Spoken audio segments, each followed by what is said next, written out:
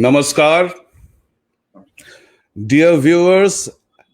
As we had announced on Facebook that we would hold a discussion on the controversy that has arisen out of the proposed structure of ISKCON temple in Mayapur, which is situated in West Bengal.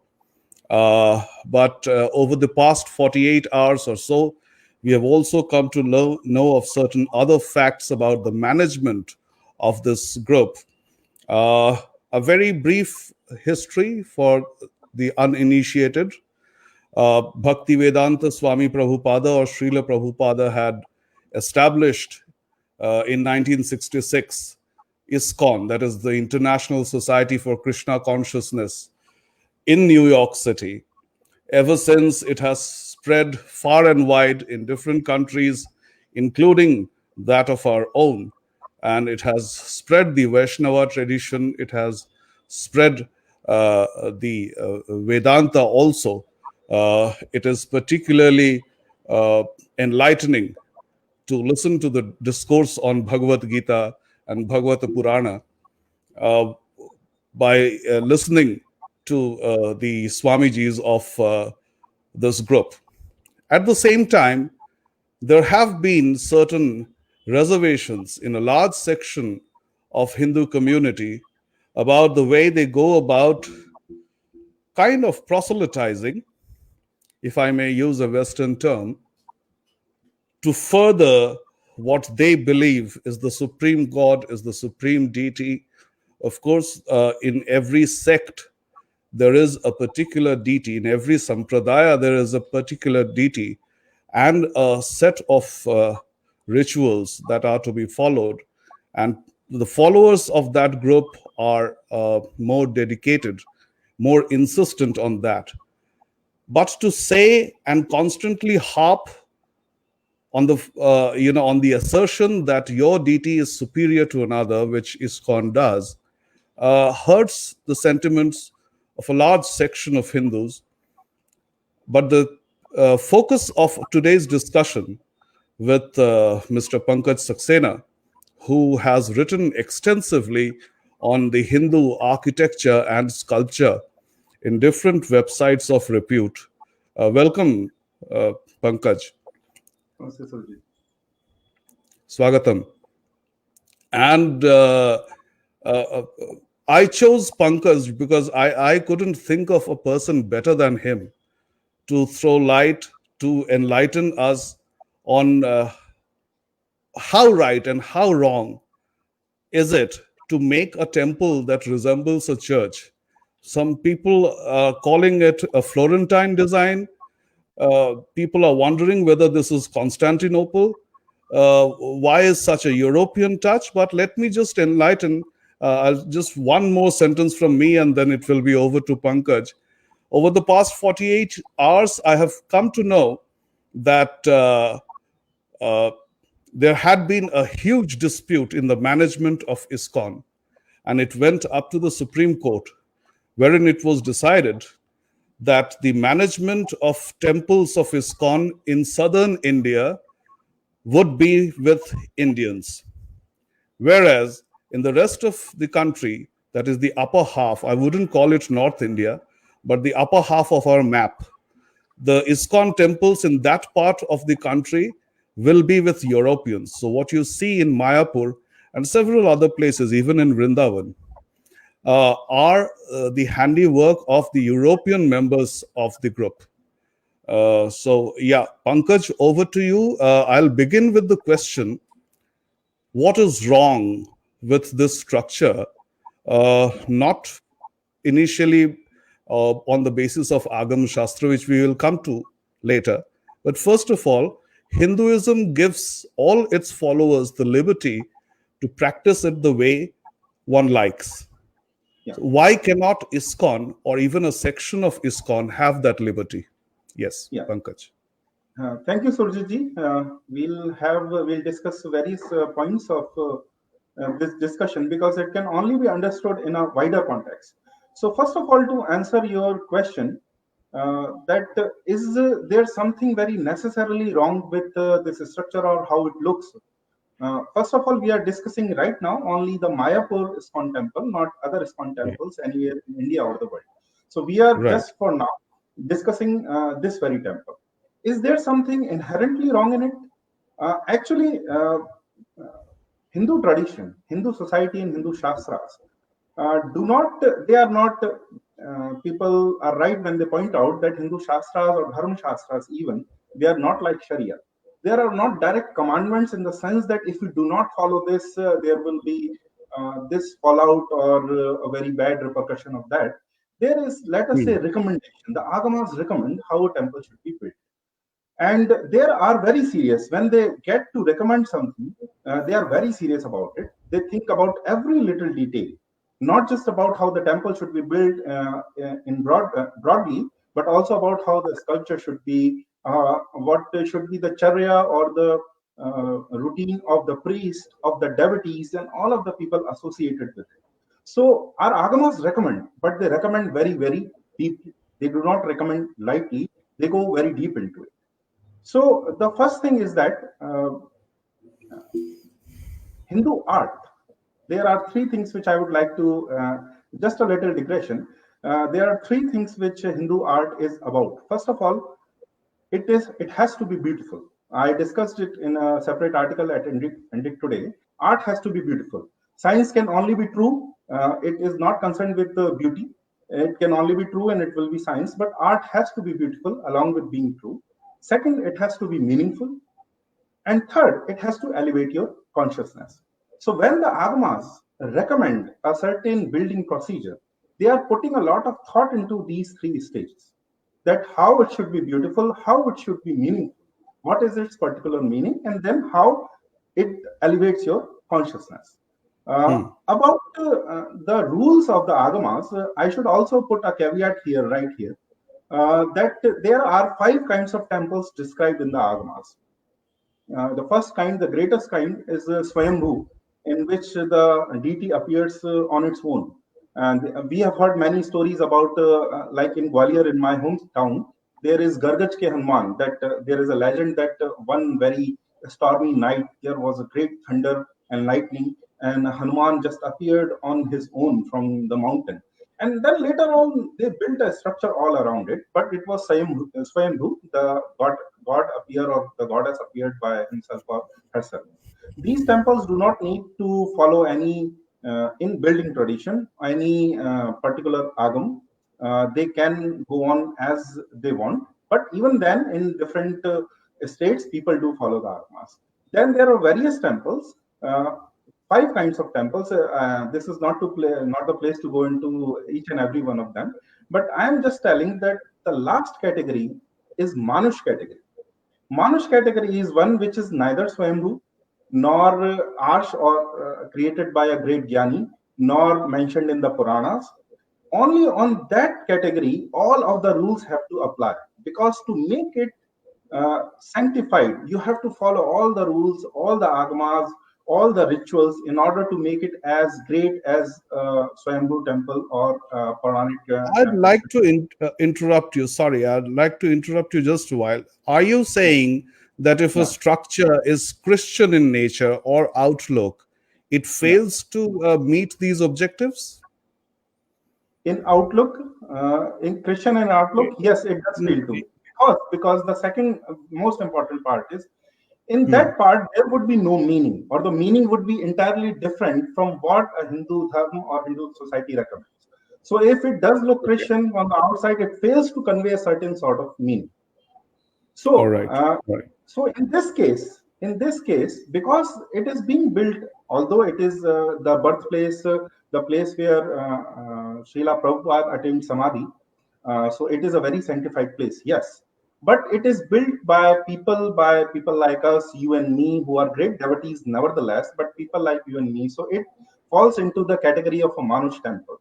So it has to follow according as the agamas recommend. It has to follow some agamas. So from the outside, it looks like a cathedral, and I will discuss how it does look like a how does it look like it looks like a cathedral, because there is that central dome which it is not complete yet. They have not painted it completely, but it looks like, various people have commented, it looks like a Florentine design, because Bruno Laschi, in during the Renaissance, the greatest achievement of Renaissance, the first great achievement of Renaissance architecture was that Bruno Laschi built that cathedral, that dome in the famous Florence Cathedral. It was the Right. largest dome of its kind by then. He could put in a lot of light inside it. There was a lot of thought that went into that cathedral, so it was a great success.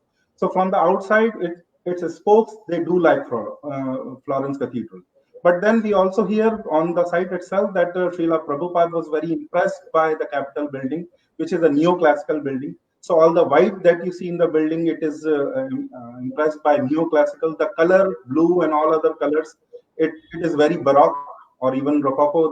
They are very bright. The colors are very bright. So it is a very sort of kish. I'm actually a little reserved to use this word, but it is a sort of a very mixed, a kish art. It does not just look like a Hindu temple. It also does not just look like a cathedral or any cathedral. I will make one comparison. Victoria Memorial in the lush green surroundings of Bengal, in the tropical riverine delta of Bengal, it looks a very surreal building. It looks like somebody took it from uh, just from Britain and then plopped it right down in India. But at least it has a certain, whatever its architecture, it looks like the Victorian architecture from the era to which it belongs. So when you see the Mayapur temple, the first feeling is that it is transplanted from somewhere else, because it does look like a cathedral. So that is where the objection comes. The objection is not, yes, we have always had freedom to innovate, but in South, if you see most of the temples in Tamil Nadu, these temples also innovated, because when the crowds started increasing, if you see temples from 1000 years ago, like the Grand Bradiswar temple in Tanjore, the Shikhar is one of the highest, it is one of the highest temples, Hindu temples in the world. The Shikhar is the highest. But as we progressed into, as 1200 and 100 years, 13th century, 14th century struck, they started making smaller shikhars and grander gopurams, higher gopurams. So they started, kept adding prakarams and prakarams and prakarams. Now, no agamas, none of the agamas say recommend that you can only have one prakar, or you can have three or five or seven. So they did innovate. It's not like they did not innovate. In order to incorporate the crowds, in order to incorporate more and more people and more modern life into the within the lifestyle of the tradition of the temple, they kept adding prakarams, but while continuing the agamic architectural tradition. So innovation is of course allowed. Agamas just provide pointers, but Right. if it is something completely out of the blue, completely ignoring one of the greatest architectural traditions in the world, then it is necessary that some questions will arise. Yeah. Okay, let me draw a comparison with another group that many of us are very proud of. It has done a lot in the spread of Hinduism, which is the Ramakrishna Mission, Yeah. established, of course, by no lesser than Swami Vivekananda, although the edifice that it has now came up much later. Yeah. And this has a historical context, Pankaj. Yeah. If we think about the missionaries' invasion across the world, and particularly in our country, Yeah. we find that there was a time when Hindus were struggling to keep, uh, you know, their fold intact. To when outsiders were telling us that our faith was inferior, that we practice voodoo, that we believe that God can be represented in an idol, things like that, a large Yeah. section of Hindus had started looking down upon their own faith, Yeah.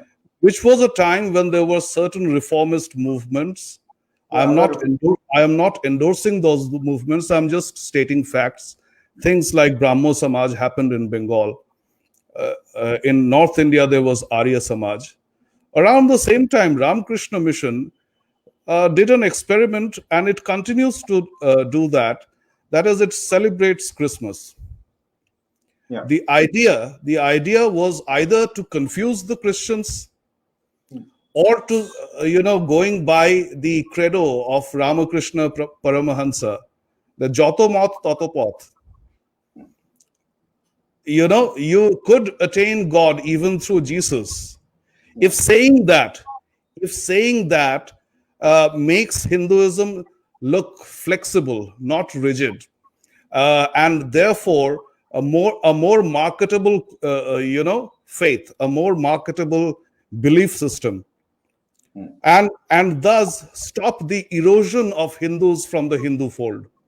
yeah, Okay, could there be a similar idea that works behind ISKCON, that if it looks accommodating certain aspects of Christianity, then perhaps it may not only attract those Hindus, which whom we call woke Hindus nowadays, you know, yeah, who find it cool to be Christian. Maybe yeah, it appeals to them, number one, and maybe yeah. it also attracts Christians to our fold. What about that? Uh, about ISKCON getting Christianized at this stage, I would not go to that extent to say that ISKCON is getting cozy with Christianity as such per se. But Hmm. there are certain things which are problematic with it. I will give just one example. In the history of Hinduism in the past 200, 300 years, there have been many reform movements, many organizations, many institutions which rose up against the enemies of Hindu society and Hindu dharma and Hindu civilization. And they chose as their primary motive, as their primary goal, to fight the enemies of Hindu society. So when these institutions, when these societies came up, their primary goal was, of course, very much to fight the enemies of Hindu society. But along with that, they also took up some reform of Hindu society, some internal reforms, because it inevitably happens that a society accrues over time a lot of faults, and Sanatan Dharma had internal mechanisms to keep cleansing the society of these faults. But due to the imperial era, the Islamic invasions, and all of that colonial era, uh, uh, these reforms could not be made. So they start off, the formula is their primary goal is to fight the Hindu enemies of Hindu society, then also to do some reforms. But then what happens over time, that in a few decades, sometimes in 4 or 5 decades, sometimes even 1 or 2 centuries, they feel frustrated. In my view, they feel frustrated that the enemy is still not defeated, that the enemy is even stronger than before. And there are a lot of assassinations because our enemies are very strong. They identify and target those very strong leaders of these institutions, and then they assassinate them and threaten others into silence. This is well documented. Our Samaj was silenced at one time. It was very, very strongly criticizing. It was the first society in modern India which did a very good critic of Islam and Christianity.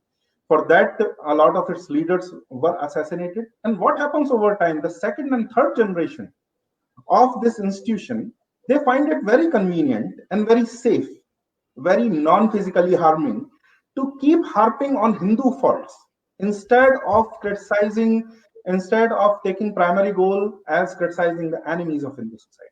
When this Hmm. stage arrives in the life stage of any such movement, then it becomes degenerative. It starts focusing on things which are only very secondary, but which virtually they end up Hindu bashing. All of these institutions, they become Right. just last they just become Hindu bashers. And So also, now Pankaj, if I could draw in another example of the recent times, especially, and tell our viewers why attempting anything like trying to attract other people by emulating Christianity is a dangerous path. It's a two-way sword, because yeah, Christians do the same thing. They are trying to appropriate Janmashtami. They are trying to appropriate several other, even Shivaratri, even yeah, Hanuman Jayanti, and just superimposing the image of Jesus on all our deities one by one, as and when the occasions arrive. and yeah, and they are trying to serve their own ends by that.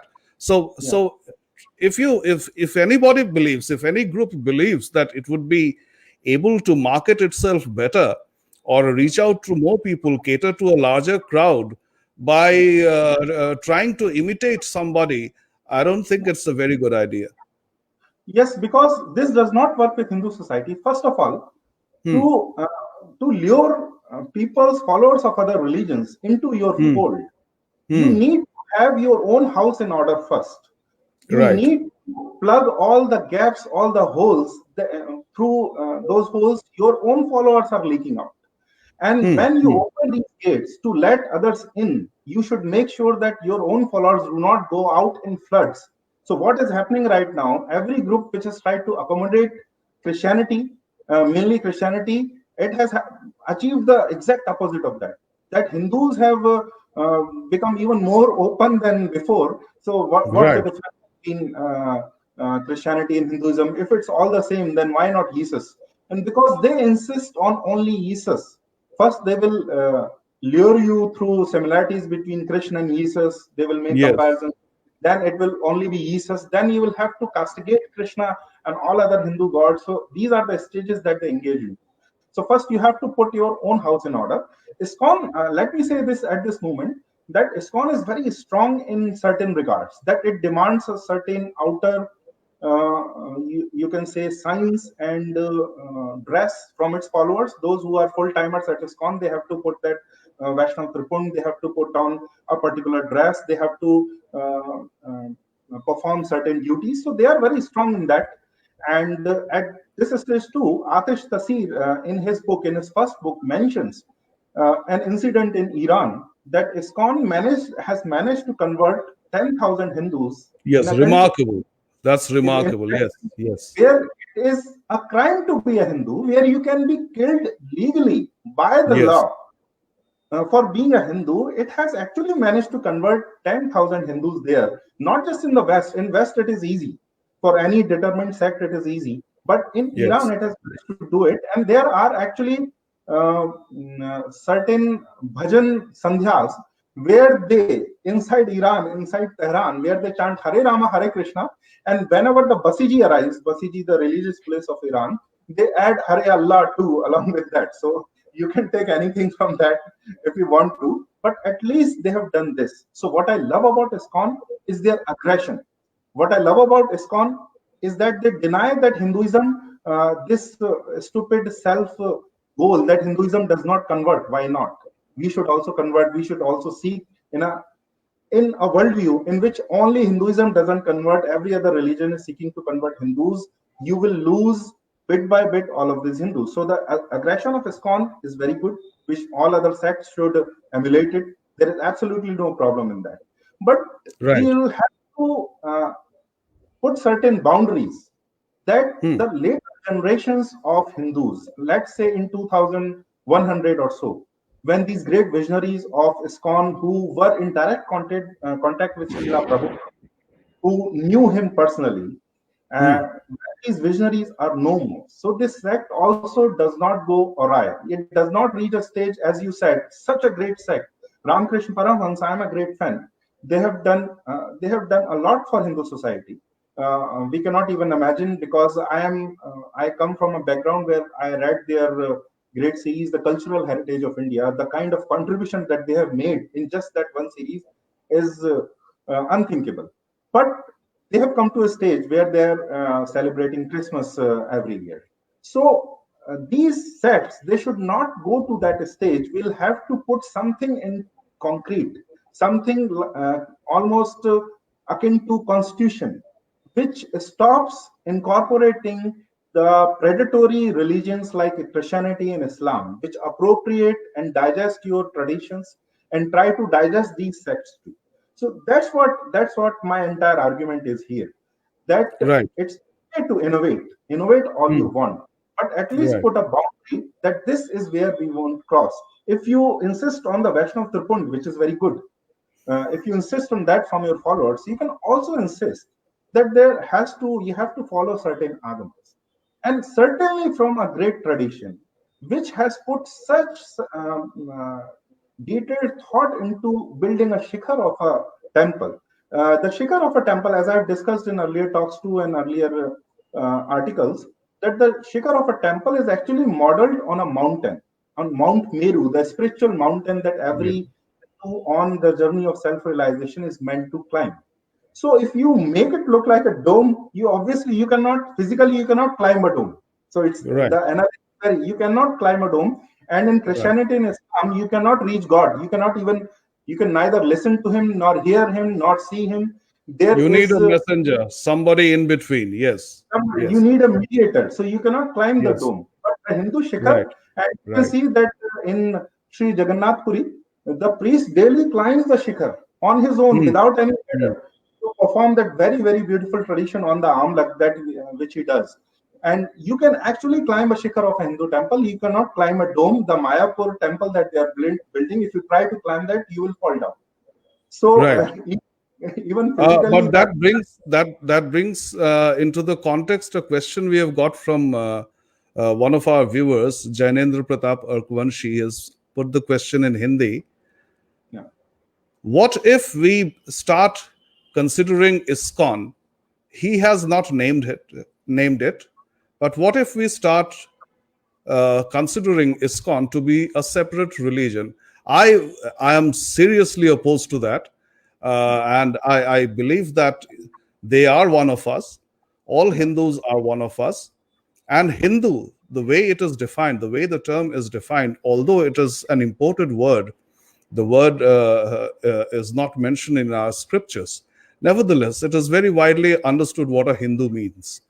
So, the way we conceive our community, we do not talk of divisions. We are. This is another aspect, another aspect where I keep saying, in a completely different context. Let's, for a while, bring politics into it.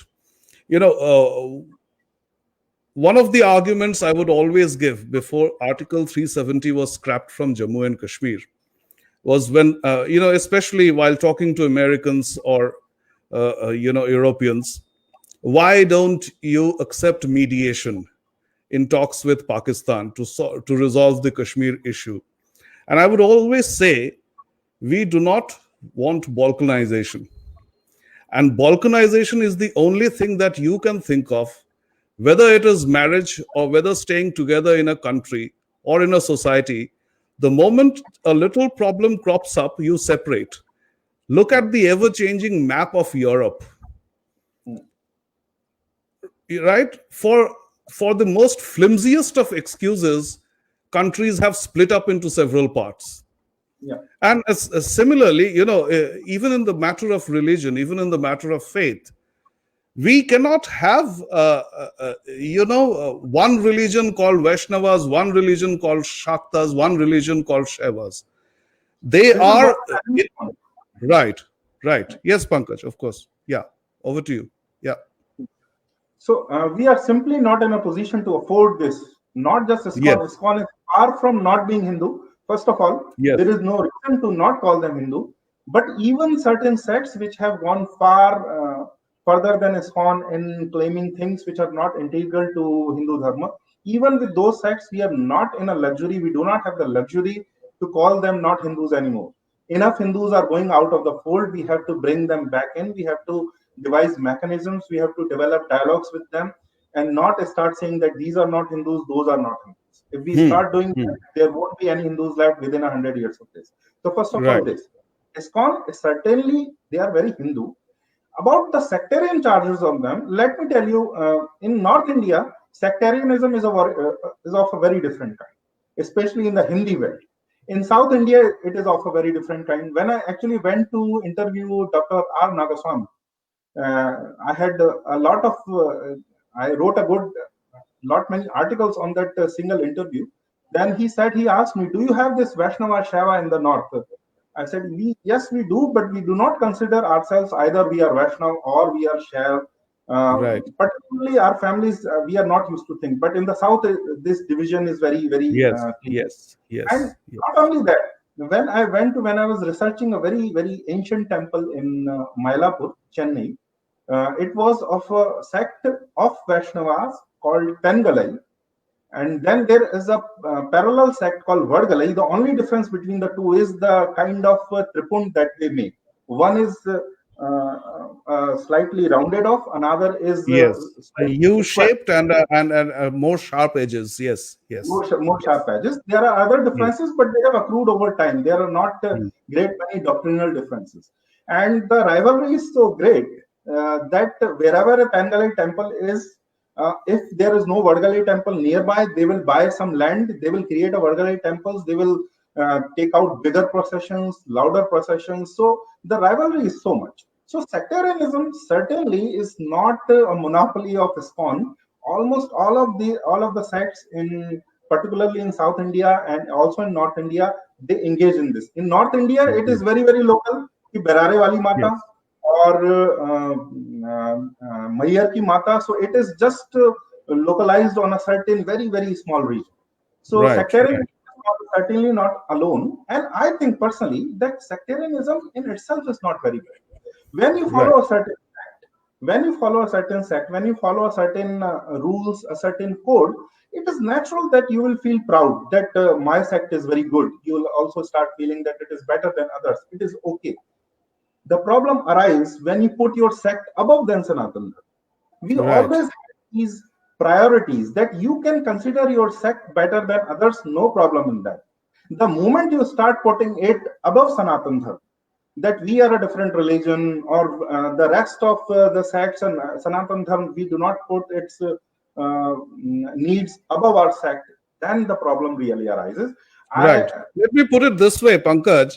Since yeah, we Hindus, personalize religion, we personalize what we learn yeah, about from our scriptures, and therefore, it an analogous example would be a description of my mother and your mother.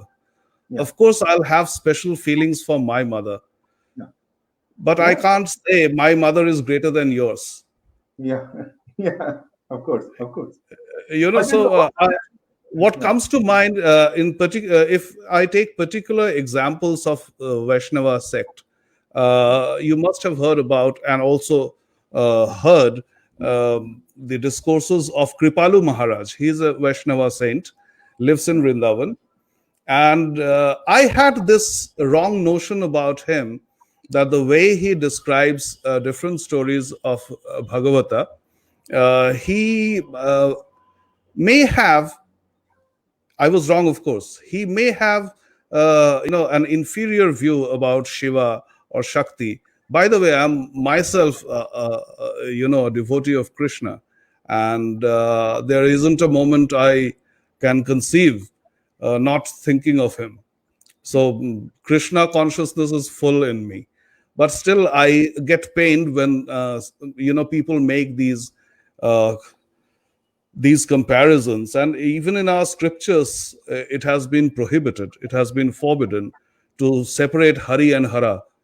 yeah, And yeah, so but I then I ran into a discourse by him where he said, he dealt with chapters from the Bhagavad Gita, shlokas from the Bhagavad Gita, where he explained what the word I, aham, means in those words. It is not a particular deity, mm, but whoever is Supreme God in your scheme of things, in your conceptualization, that God you can place in the position of I. So even in Sambhavami Yuge Yuge, it can be it can be Vishnu Sambhav, who yeah, becomes Sambhava yeah, in every yuga. It can also be Shiva. It yeah, can be Adi Shakti. So it is which is why throughout the Gita it never says Shri Krishna Vacha. It always says Shri Bhagavan Vacha. yeah, So Bhagavan is different for different devotees. yeah. Yeah, yeah, When people actually mistake the teachings of Prabhupada himself too, and various other hmm, saints too. right, One of my friends once asked me this about Hanuman Chalisa itself, that there is a pankti in Hanuman Chalisa, Hanumat sahi sarv sukh kare, or devta chitna dhare, Hanumat sahi sarv sukh kare. He said that does not this sound like a commandment to only follow Hanuman? First, you have to think that Hanuman actually was a devotee of Ram, and he himself kept worshipping Ram and Sita and Lakshman all his life. So that cannot be so. Right. It just means that when you have chosen to concentrate, to meditate, then you cannot concentrate on four different things. When you've chosen to concentrate, choose a deity on whose your chitta becomes sthir, and then you follow him or her until the very last. So that Hmm. is the commandment. So Prabhupada has said this. He found Krishna. He was a devotee of Chaitanya Mahaprabhu, of course, and he found Krishna to be the vehicle to transport him to self-realization. But what has happened, and this is very true, a lot of even prominent leaders of ISKCON have started saying this, that other deities are actually inferior, that following them, that worshipping them, or even concentrating or meditating on them will not will not achieve you the highest goal of self realization that only Krishna can do. And some of them actually use very derogatory language about some Shakta sects of, particularly the Shakta sects of Bengal, Hmm. particularly Kali. Kali, they use very, very bad language for her, that she is just like a very smaller gatekeeper deity with Yes. in front Yes. of her you can ask for smaller things like worldly achievements, but she won't give you. She will do some magic and get you some car or a house or a bungalow, but she cannot get you enlightenment. And actually, some prominent Yes. leaders of ISKCON has I have said, heard that from multiple pracharaks of ISKCON. This particular thing, yeah, explaining and harping why their deity is superior, and yeah, particularly when giving examples like you just shared. I have heard them say things like, Vishnu takes you or Krishna takes you beyond samsara. yeah, Whereas people who look up to Shiva or Shakti are looking for something sansarik. yeah, yeah, अच्छी नौकरी दे दो, yeah, एक अच्छा yeah, घर दे दो. yeah. Yeah. This is Whereas Krishna wouldn't suffer such fools. That is what they say. Yeah. So this is Yes. where the problem arises. You cannot say Ah, this. Okay, that you focus on Krishna, there is absolutely no problem in that. And if you focus on Krishna, if you are very aggressive, especially in the West, of course, their sect will grow faster than others. So there will be more glory to your sect. But there is no need to denigrate. This is what Sanatan Dharma has always prohibited. Some scholars, one of my friend Arjun Singh Thakur, he's a very good scholar, and he says that within our tradition, in the Vedic tradition, there are signs that our rishis actually prevented cults from developing into monotheistic sort of cults. There are examples of they were very conscious. They allowed every sort of freedom, but whenever they saw that something monotheistic was on the verge of developing, they always tried to prevent it. So that's where we have to take objection. Anything else is yes, it's up to their freedom, up to what they want. right. Right. Just once again coming back to the structure, which led us to this discourse. The largest investor. It's a huge investment.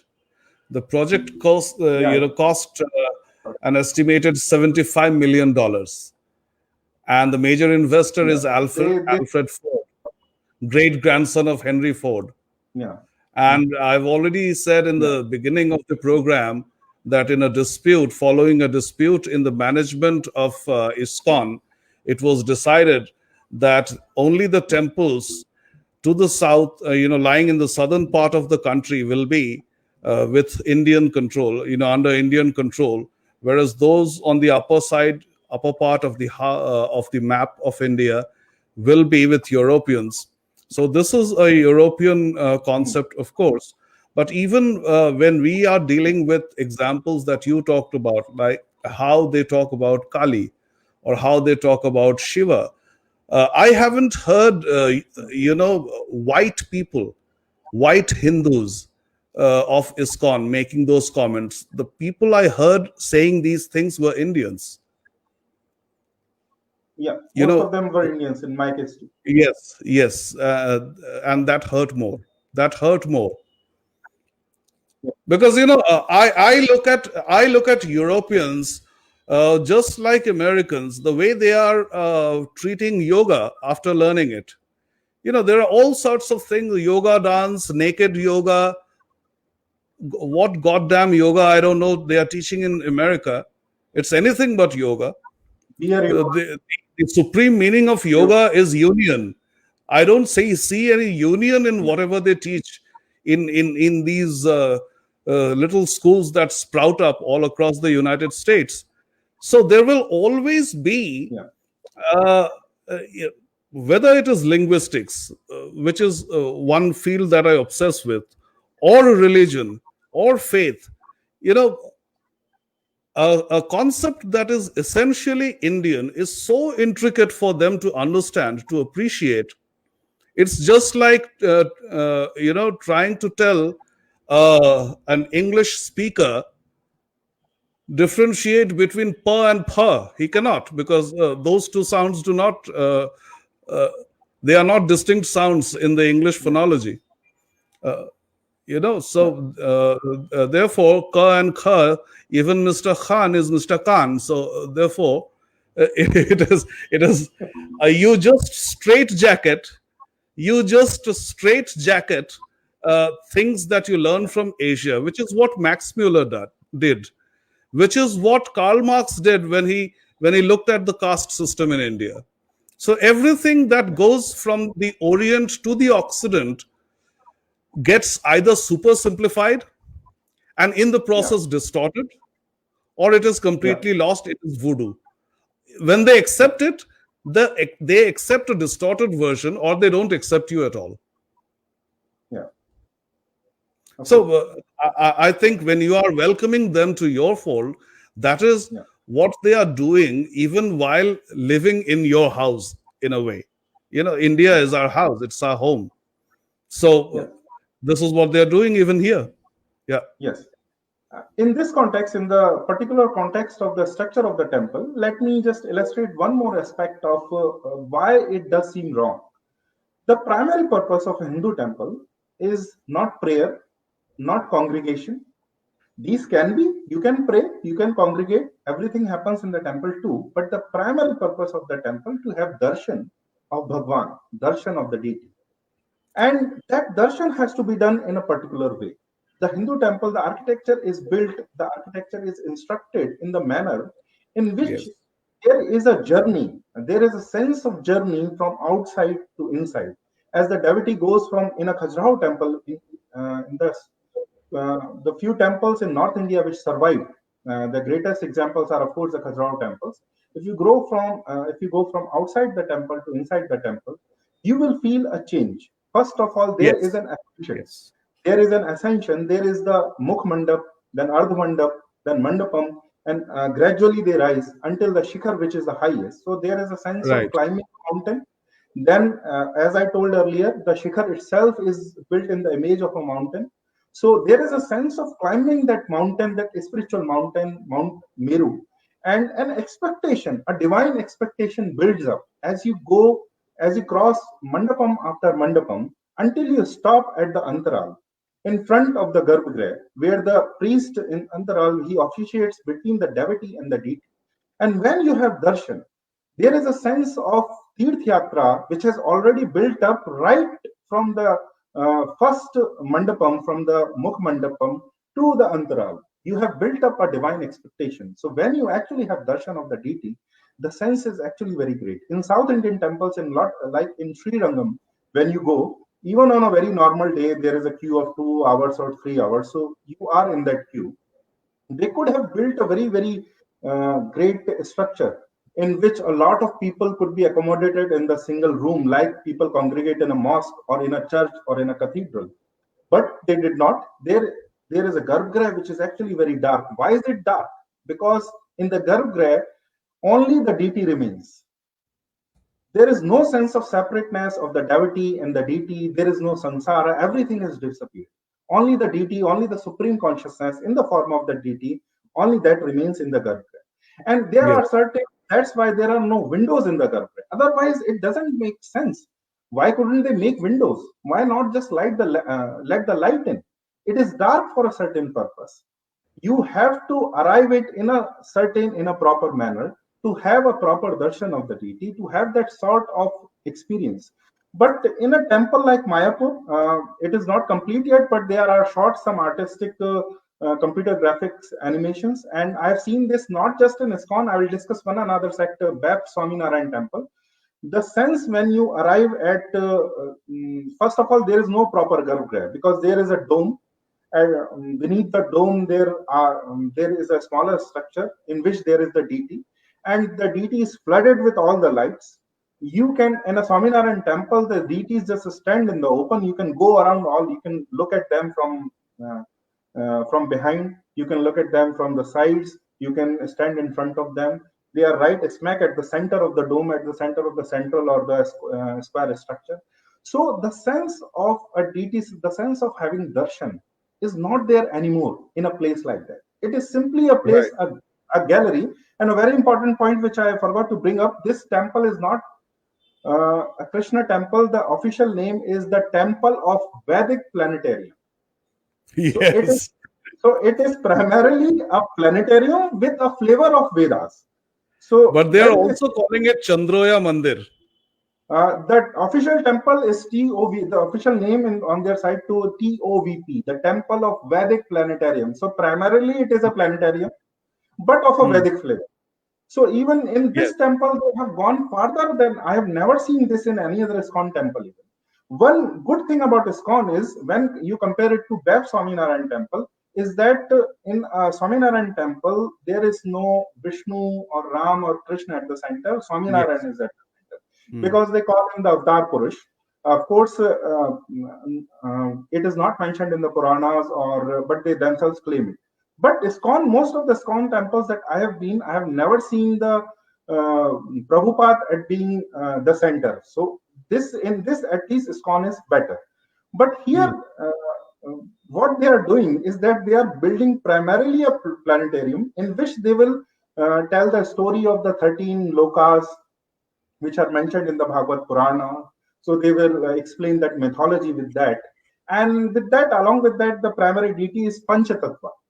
So the center shrine will be of Panchatattva, then there will be Krishna on one side and Narsimha on the other side. So they are primarily building a planetarium. This is a case of, in my view, secularization of a Hindu tradition.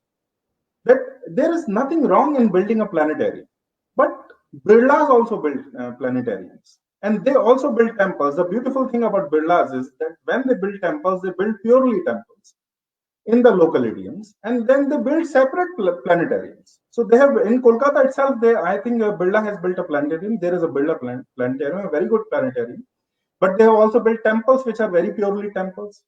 So, if you want to build a planetarium, build a planetarium. I am saying do not confuse it with the temple, because it may happen over generations, in 2 or 3 generations, that the planetarium completely overwhelms the temple. The temple disappears and only the planetarium remains. In the successive secularization of our society, it may happen in future, in 2 3 generations, that the temple, the deities is they are relegated to some subsidiary shrine, and the primary object of worship is science itself.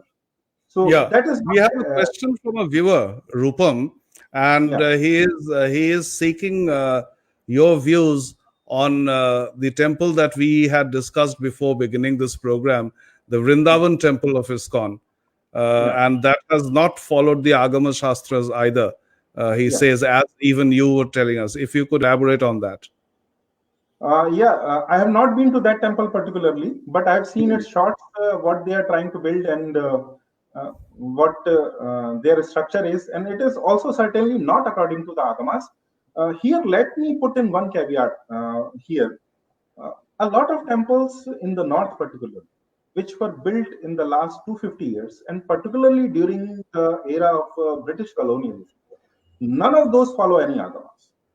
Adam Hardy actually uses a very beautiful phrase about them, that in blissful ignorance of agamas, a spontaneous creativity arises in these temples. So he's a very he's a very nice way of criticizing them.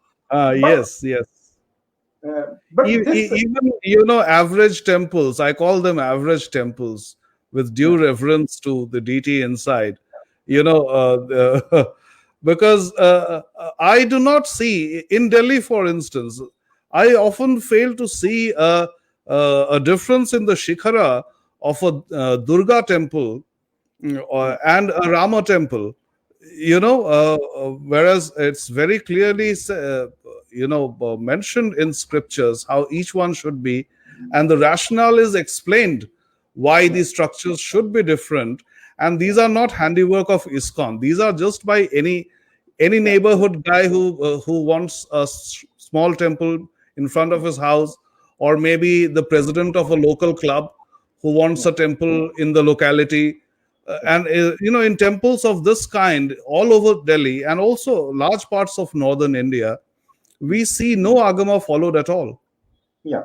So that is, I was coming to that. Why is that Yes. so? Because Hmm. there was a lot of destruction in North India, and particularly these areas, Punjab, Haryana, Uttar Pradesh, Bihar, and even certain areas of Rajasthan and Madhya Pradesh. There was so much destruction for such a Hmm. long period of time that Right. it was hardly possible to have a structure of any kind. They forgot all the agamas, they forgot all the agamic instruction. They just wanted to have a deity which they could worship, or just a place to Yes. gather. And sometimes it was just a flat roof, sometimes it was a very, very crude shikhar on that. And it would be very, very wrong for us to judge them and criticize them because they kept the tradition alive however they could. In those very, very hard centuries, they kept the tradition alive and gave us that Hinduism. So even now, even today, when a small person, let's say a small colony with a small contribution from 10 homes, when they build a temple, it is not my place to criticize because Right. they are at least building temples everywhere. In every street, you will find that there is a Hindu temple because sooner or later Yes. a church will Yes. come to claim the Yes. street. Yes. A mosque will be there, a church will be there. So they are at least claiming real estate in modern India. They are building, plopping temples everywhere. We are not in a position to criticize them. They neither have the means, neither have the Right. financial means, nor the knowledge. About ISKCON, I am criticizing because they cannot get the excuse of financial this scarcity. They have all the finance in the world. They are, as you said, that 70, 75 millions. It might even become an even larger project than Yes. this $75 million. Neither them can they feign ignorance. They are Hmm. well connected. They have all the Right. access to agmas. They can even fund hundreds of scholars to study the agmas and instruct them, a very, very established shilpis who can instruct them. So ISKCON cannot have that excuse which a mohalla, a colony temple can. I'm Hmm. not criticizing all of these temple. I'm criticizing this Let me because just interrupt you, Pankaj. I recall the yeah, recent Diwali that we celebrated, and every year, of late, we have yeah, to assert our right to burst firecrackers. And yeah, a firecracker, or the experience of bursting a firecracker, is an intangible product, unlike a temple. yeah, These temples that may not be following agama shastras still play a role in our society. I had written on Facebook that bursting firecrackers is a means to register your existence in the mental landscape of people, yeah, in the mental scape of people. So just by being there, our yeah, temple is telling the local society that yeah. Hindus do exist. Do exist, and it's a very concrete way of actually they are claiming real estate. It is Right. very hard.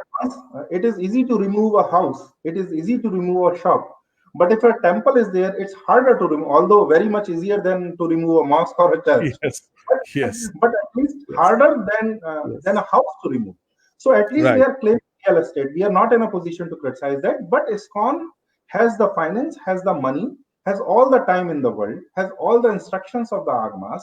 They do not have to adopt a certain, a very, very foreign, or you can say even a very non-Hindu structure. Because Hindu temple architecture has a meaning. When you adopt something completely from outside, that meaning is entirely Yes. lost. You are in a congregation hall, you are in a prayer hall, just like a great cathedral of the West. Because when Bruno Lasci was building the Florentine dome of the famous Florence Cathedral, the problem was that they wanted to let in a lot of people at the same time. and also because Yes. there were artificial lights in those times, so It they had had a more of a social reason than a religious reason. social Yeah. reason. And Yes. not Yeah. such a social reason. A temple, I have written article on that. A Hindu mutt is various things. It is also a place of arts and a place of literature, a place of studying, education, and a lot. But primarily, its first function is Yeah. spiritual. All of these Yes. things accrue later. So just like a Right. Tamil Nadu, if you want to incorporate more things, you can do it Hmm. organically by building on the agamic tradition and not just consign it to dustbin and import an oculus or a dome like that. That is the entire point. Right. But when we are talking about swechachara by anyone, do whatever you like, that kind of an attitude, even that meets with a big hurdle. And this is why I love Gujarati people. Even ISKCON has to fall in line in Gujarat. I am Yeah, reminded of the arrival of McDonald's in India. They yeah. were forced to sell vegetarian food in Gujarat outlets. Domino's too. I was actually shocked when I Yes, came 3 years ago. yes. Domino's So you pure don't vegetarian. mess with Gujarati manus. Yeah, with Gujarati people. Yes, Domino's are yes, pure vegetarians, and not yes, just one chain or some particular non-vegetarians. They are purely they have gone, and there is only the commercial logic behind that, because the yes. Gujarati don't compromise in that. In agamic tradition, the Sompuras of Gujarat and a lot of other families too, they have actually managed to revive the beautiful tradition, the Maru Gurjar tradition of building Hindu temple. And I was amazed to see the smallest of temple, as small as this room in which I am sitting, as small as this. That temple is built in exactly the Agamic tradition with every component completely in accordance with the Agamas. So if the Gujaratis can do it, we can also do it. And Right, like ISKCON can take inspiration from regional varieties, from Bengal right. itself, from Hmm, Odisha itself, because Odisha is next door and the temple architectural tradition is very much alive in Odisha. hmm, hmm, I I just came to know. It was said that in 1928, one of the last Shilpi families of Odisha they died out. One of the last guilds they died out. But I recently came to know that in certain families they are still continuing. So the Odishan architectural tradition is very much alive. There are so many temples, so many Shilpis. You could take some example from that. So take inspiration from the regional variety. There is no right. force. There is nobody is compelling you to build in a Yes. certain architecture tradition, but at least take inspiration from the local land. That is only And expected of. other than temple, other than architecture and sculpture, there are other places, as in the example of Iran that you cited. uh, Yeah, Now I think more than any time before, we need such forces, we need such services of ISKCON yeah, in preserving our faith in our own land, in very India. And to do yeah, that, if I could share an experience from Tripura, yeah. where there is a flourishing Gaudiya Sampradaya, and I was there to cover the last assembly election of Tripura, and I happened to visit the constituency, a small town, a constituency of Manik Sarkar, the previous chief minister. And on my way return, on my way back to Agartala, I found a whole lot of Gaudiya temples, mutts, etc., and Muslims serving there. Mm, Not only that, how that Gaudiya Sampradaya, as well as the Deva Burmans of Tripura, how mm, they are collaborating in keeping a cohesive society. They have very clearly said demarcated areas where certain communities can live, and there is no clash between communities. mm, It is well established. It is maybe an unwritten rule, mm. but there is a thin stretch along the border of Bangladesh where Muslims live. Yeah, They are quite happy, though not cohabiting with Hindus, and they are serving in temples. They are serving in Gauriya temples. That yeah, is because of the assertive nature of that sampradaya. yeah, yeah, And that assertive nature, that assertion is needed from ISKCON too. It is expected from them when yes, we are being attacked from so many fronts by the media, by governments of other countries, by UN agencies, by evangelists in our country, by the yeah, Tablighi Jamaat in our country. We need them as our soldiers. Wouldn't yeah. you say that, Pankaj? Yeah, Actually, other sects too should learn this sort of aggression and this sort of forward thinking from them, because right, you should not just be defensive that we have to keep Hindus in our fold. We have to think we should go forward and convert others to our fold. We should forget that we do not convert. We should take convert. We should convert other people, whether you call it dharvapsi or not. It's on you completely. But you have to bring them back to our fold. This has to be done. This aggression, this determination, this mission of ISKCON has to be adopted by other sects. Do it in your own sect's name. Nobody is denying right. that. Propagate your. Do not rule ISKCON in this. Propagate your own sect farther than them, Yes, yes, bigger, yes. make yourself bigger than them. And if this becomes a trend, if all Hindu sects start propagating themselves even outside India and inside India, it will be a boon for us, because they will be hungry Right. for more, not just contented in what they have. Yes. And even the Indian state wouldn't take us for granted, which it often does, including Yes, the judiciary, including the judiciary. yes, The judiciary gets super scared when it is asked, even the Supreme Court, when it is asked to rule on triple talaq. And yeah, it says you better settle it yourself outside the court. But it yeah, does not hesitate while ruling on Shabarimala.